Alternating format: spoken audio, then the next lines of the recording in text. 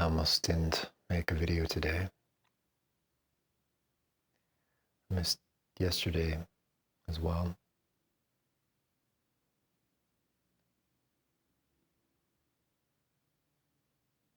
It's always a thing to overcome this kind of inertia. I'm sure most people understand that. But I think it affects some people more than others. And for myself, I often feel this desire to just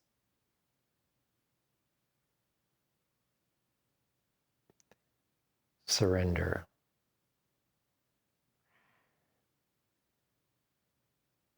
I know there's a real negative side to not being active in the world, not being busy and doing stuff. There is a benefit to being busy and being engaged. There's a kind of momentum, and it gives us more energy and excitement often when we're engaged. Like everything, though, there's a negative side to that, where we don't take enough time to rest and really come back to ourselves, to take stock of, are we really wanting to be doing the things that we're doing? And sometimes it's just habit to keep doing the same things. And that can apply in many ways. A job, a relationship, addictive behaviors. The past couple days, I stopped drinking coffee. And that's something that a lot of people use to get the ball rolling in the morning. We all start our days in a restful, kind of peaceful place. But then the alarm goes off, on a work day, and then we get that caffeine in our veins. And I love coffee. I love the taste of it. And I like the buzz too. I enjoy that. But I notice when I don't have it, it's easier to access this state of peacefulness. And this state of peacefulness, I really enjoy. And I enjoy it so much that I find I want to stay there, and I don't want to have things disturb it. There is, of course, a downside, because there's a kind of entropy that occurs. And for me, that is a kind of disconnection and disassociation with the world, where I just don't want to participate in any of it. And I think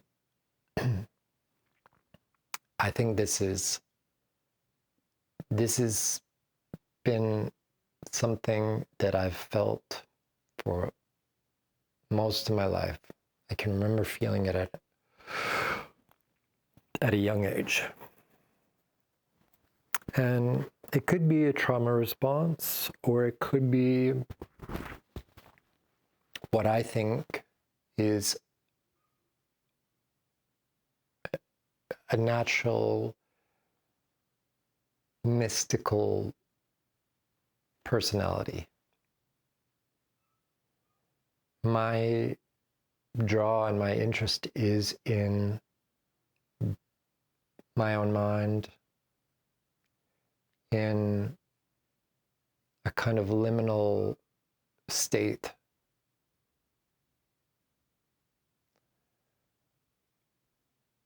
I like quiet contemplation.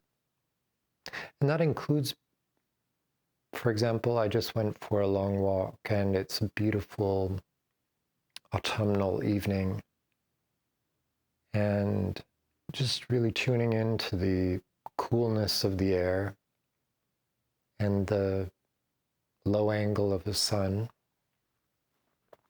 and the colorful leaves and the feeling that comes with autumn, that kind of sinking feeling, that feeling of being cozy at home, sweater weather. And I just like to feel these things. I just like to have that spaciousness to perceive things in a way that is not easily expressed with words. I think it's a poetic way. It's a artistic sensibility. And I am able to be in this kind of altered state, walking, seeing the world, and I know that I'm looking at things in a different way than most people who are kind of rushing around and busy with all sorts of thoughts. I can feel and sense other people's frequency and state. I can perceive it in their body language in many ways. And I'm not saying that they shouldn't be like that. I think that there's a good feeling from being engaged and active in the world. I like those times as well. But I think that that's emphasized in our world. That's what's promoted, and that's what's recognized. And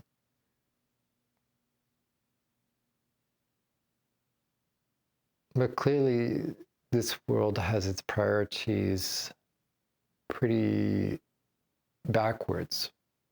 I think quite inverted. And again, that's another part of why I feel the desire to retreat often from things. So there's a number of attributes that are contributing to me just wanting to retreat, wanting to not be involved and participate in the world. I feel like it's lost its purpose and its meaning. Our Western culture, it's at a point of self-hating, where there's so much effort to virtue signal by self-deprecation.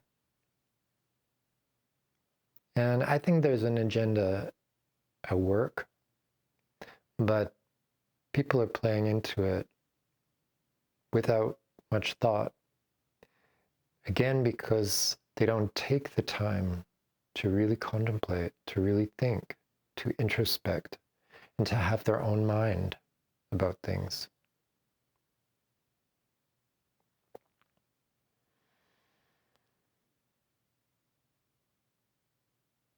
Also, I think that at the point where I'm at, there's other people for sure.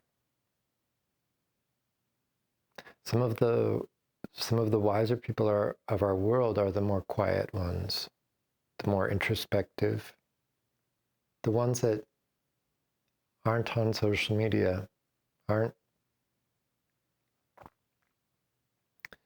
engaged. And I think that's very unfortunate.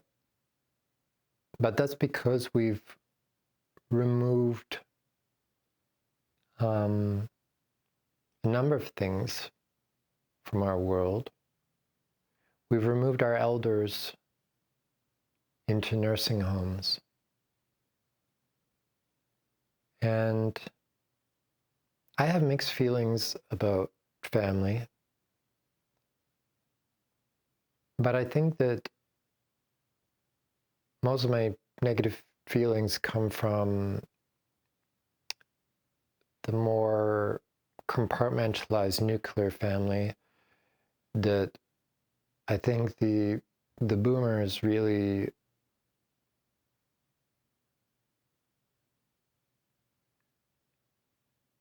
put the trademark on. That in previous times families were bigger and extended families were closer, and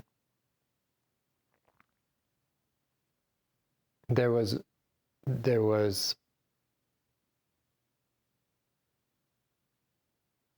a culture that was maintained and perpetuated that had some historical roots.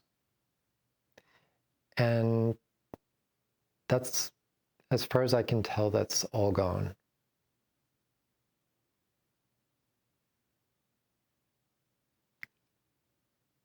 There's nothing left of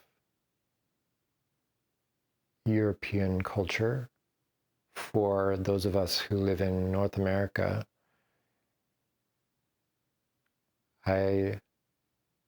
It's been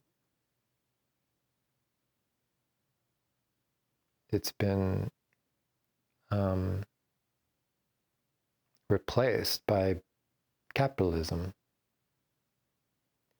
and now a progressive liberalism that is essentially the woke mind virus. And it's really abhorrent in my mind. I think it's insane. It's insanity. And see, part of me wants to debate and get involved and point out the fallacies, because it's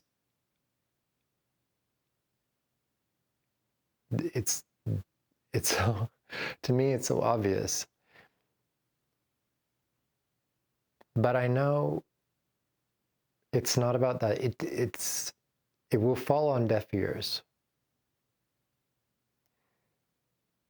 because people are not really valuing debate anymore. They're not really valuing critical thinking. It's fallen purely into the ideological realm. And so I think that what will happen is that the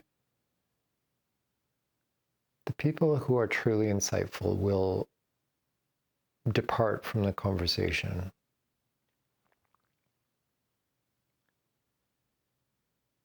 Maybe they'll even depart from the earth because of being demonized for not playing along.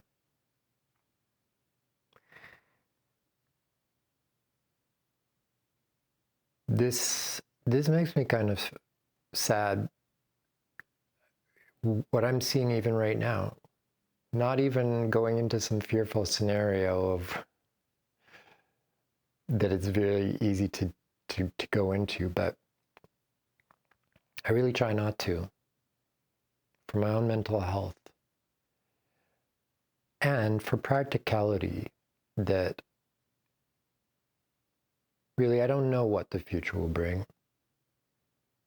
And the best that I can do is just one day at a time, doing what I can do. I don't know what to do. I don't know what to do about anything. I mean, I can look at something and come up with ideas and solutions, but I'm not in a place to make any decisions for anyone else but myself. I've never really wanted to be either. I've wanted to contribute. I've wanted to utilize my intelligence and my creativity and my insight. But unfortunately, I feel I haven't been able to do that. I haven't had the avenue to do that. I mean, I've done it in small amounts.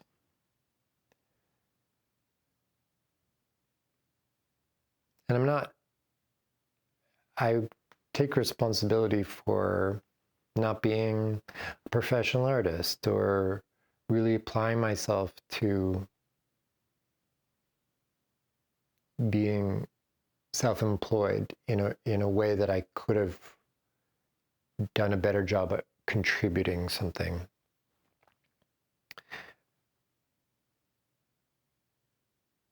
And that's just, it's very complicated, because one of the things is, I think that one of the reasons is because I was dealing with so much emotional baggage, and I was confused as to what I should do with my life, as I still am. But it's because there's many competing forces. Where I'm at now with it is I'm not thinking about how to interface with the capitalistic world, which it seems like that's the default, right? That's just the given. Like, that's figure out your purpose of how you fit into the capitalistic world. And I get it. That's an outgrowth of what has come before, of survival. It's been a dog-eat-dog competitive world forever. And most people don't get to be artists or visionaries or authors. Most people are doing grunt work. They're doing labor, and they're doing things that are soul-sucking just to pay the bills, just to survive. And in many ways, I'm grateful that I have had the luxury that I have had. A big part of that is because I've been single and haven't had to spend money on anybody else. Haven't had to take care of anybody else at my expense. I've done that and gotten paid for it. And I've enjoyed that. I would do that happily, except for the venues for that are limited because of our control grid, of the system that says you've got to jump through these hoops, you've got to have this piece of paperwork before you're allowed to help people. I tried to volunteer once at a nursing home to do massage, like just over clothes, hands and feet, and just therapeutic touch. Just, no, I wasn't allowed. No, there's rules, there's insurance. So all those seniors that are totally deprived of touch, of companionship, lonely and sad, I'm not, even though I've done a lot of practice and I have a lot of experience, I don't have the certain, I'm not an RMT or something like that. So I'm not allowed to touch them with their consent. The bureaucracy, the control grid, as I say, I think is just, it's destroying, has destroyed everything good. It's a faithlessness. And we're moving more and more in that direction as a society, as a world. Zero trust. The whole blockchain and digital economy, they sell it as zero trust. Doesn't require any trust. Well, I think that's really sad. We should be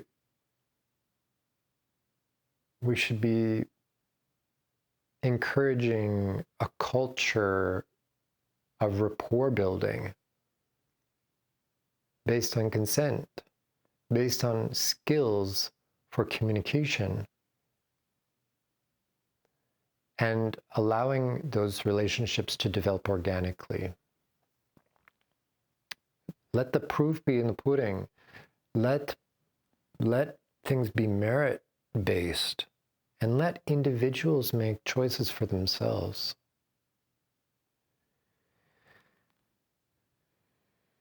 So it's hard not to be dispirited when one looks around and sees the state of the world.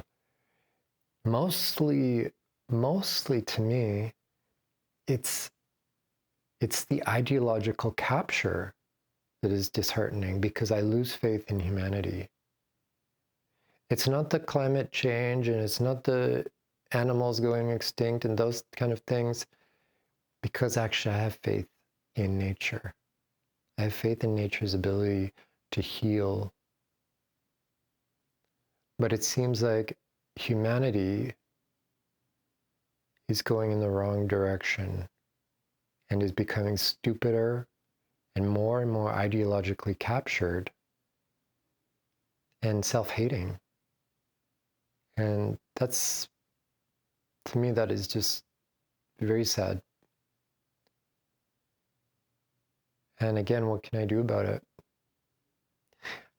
I feel like the only thing that I can do is turn to my spiritual practice.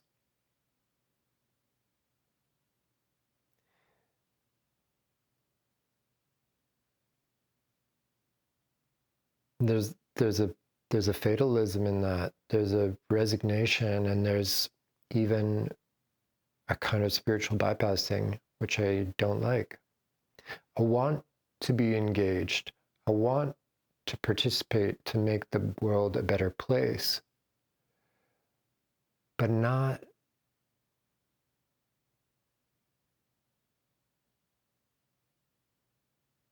if I'm going to be abused and gaslit by the very people that I want to help, by the average people that are doing counter-protesting. I mean, I don't think protesting is the solution, but I think conversations, we need to be able to have conversations without censorship, with a resilience where we can accept that other people have varying opinions, and we need to talk through them. We need to be able to hear other people's opinions without ad hominem attacks.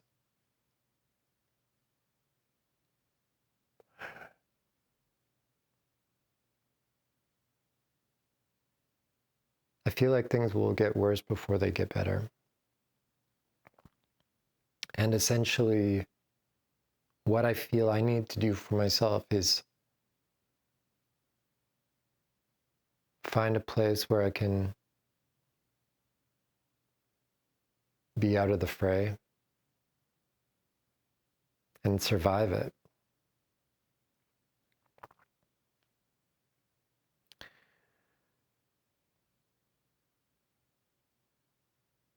I think probably a lot of people feel similar, which is why there's such an appeal to the alien, and the rapture story.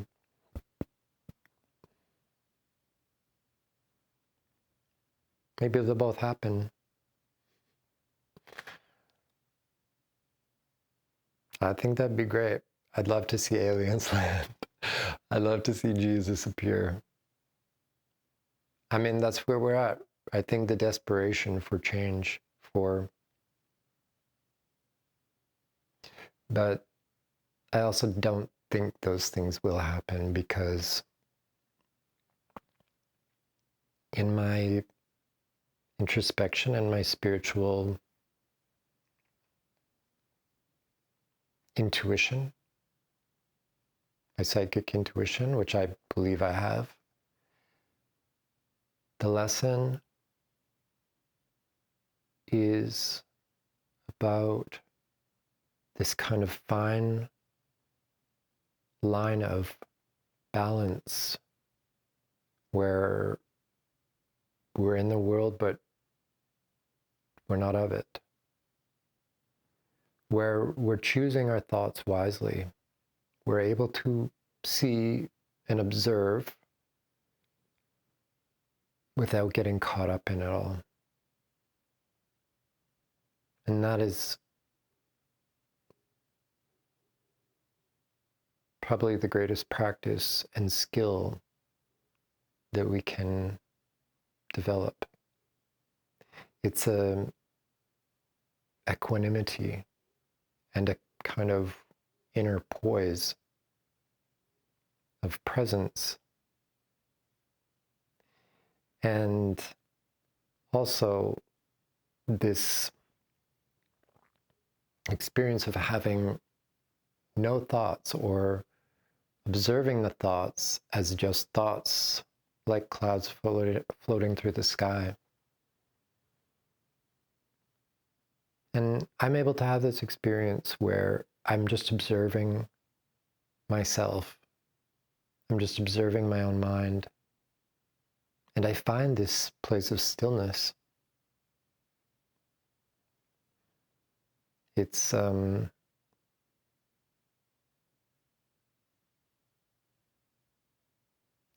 uneasy thing to maintain, but it is a beautiful experience to be able to touch into it.